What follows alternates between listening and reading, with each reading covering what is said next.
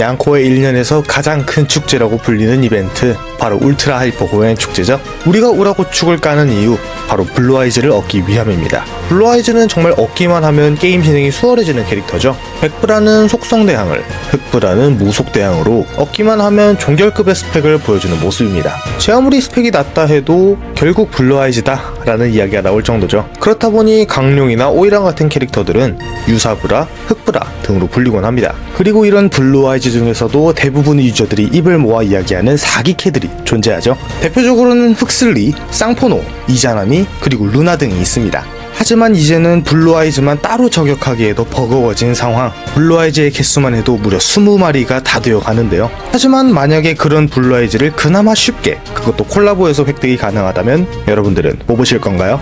오늘의 주제, 바로 에반게리온 콜라보에 등장한 블루아이즈의 아종들을 알아보겠습니다.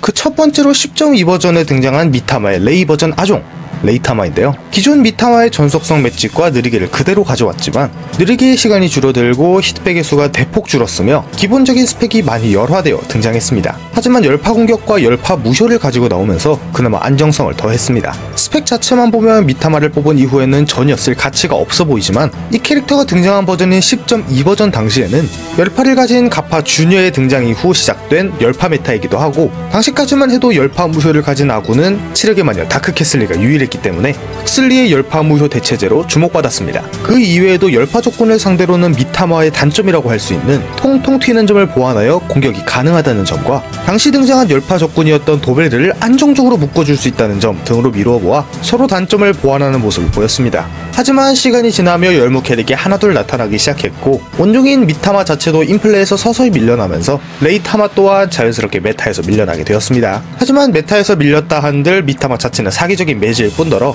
레이타마는 그 미타마의 메커니즘을 계승한 캐릭터이기 때문에 콜라보 뽑기에서 나온다면 마냥 슬퍼할 픽은 아닙니다. 총평으로는 지금 쓰기에는 전혀 문제가 없지만 시간이 점차 지나며 단점이 명확해진다는 점이 아쉽습니다.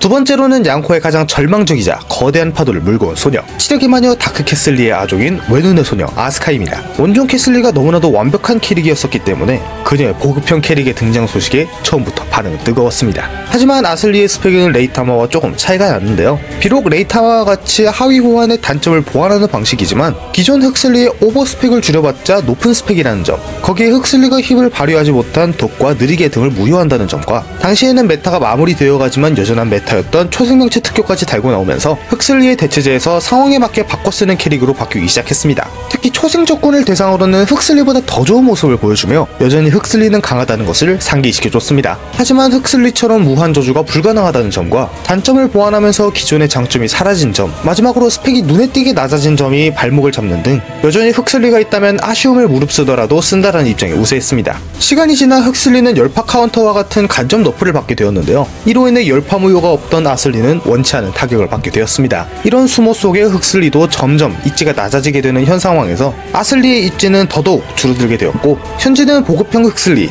그 이상도 그 이하도 아닌 캐릭이 되었습니다. 총평으로 흑슬리를 적절히 계승하며 장단점을 수정했지만 아쉬운 스펙과 원종의 간접 너프를 직격으로 맞는 등 여러모로 결과가 아쉬운 캐릭터였습니다. 끝난 줄만 알았던 에반게리온이 새로운 명붕으로 복각하며 새롭게 등장한 캐릭터죠. 무려 레전드레어 블루아이즈인 해질녘의 이자나미 아종, 달빛의 소년 카오루입니다. 레전드레어의 아종인 만큼 큰 관심을 받은 캐릭터인데요. 여태 나온 캐릭터들 중 가장 특이한 케이스로 단점을 보완하였지만 장점이 크게 사라지지 않았습니다. 체력은 줄었지만 DPS와 공격력은 늘어났고, 혼일이 사라지고 폭파 무효와 초현자 특효가 붙는 등 현재 메타인 초현자와 폭파를 정면으로 커버치는 모습을 보여줍니다. 미타마와 흑슬리와 같이 원종인 이자나미는 메타에 큰 변화를 준 괴물은 아니었지만 무속성 대항으로는 분명히 좋은 모습을 보여줬습니다. 특히 그녀의 장점 중 하나는 실내에서 사용하기 좋은 무속 대항이라는 점인데요. 저주와 열파를 무효해서 상대하기 용이했습니다.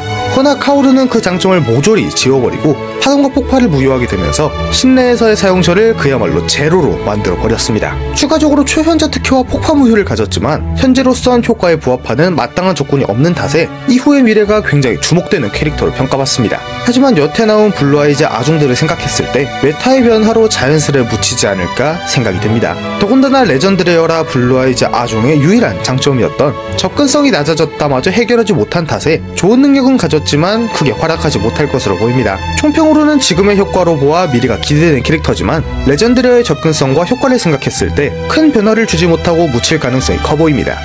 오늘은 이렇게 에반게리온 콜라보의 블루아이즈 아종들을 알아보았습니다. 이들의 공통점이라고 한다면 바로 이것이죠. 등장 당시의 메타를 저격하는 효과를 달고 나온다는 점, 당시 큰 변화를 주거나 나름 영향력을 준 캐릭의 아종으로 나온다는 점 등이 있겠는데요. 개인적으로 이건 포너스의 에바 밀어주기가 아닐까 싶습니다. 그게 아니라면 전혀 연관점이 없는 캐릭과 메타에 맞는 스펙을 엮는 것이 너무나 노골적이지 않나 생각이 드는데요. 비록 포너스가 에반게리온을 좋아하고 에반게리온이 큰 화제를 불러온 것도 사실이나 이것은 조금이지만 편파적인 스탠스가 아닐까 생각이 듭니다. 이 내용은 다음번에 시간이 난다면 또 풀어보도록 하겠습니다. 오늘의 영상 여러분은 어떻게 보셨나요? 여러분의 의견을 댓글로 남겨주시면 감사하겠고요. 전 또 다음번에 새로운 영상으로 찾아뵙도록 하겠습니다. 시청해주셔서 감사합니다.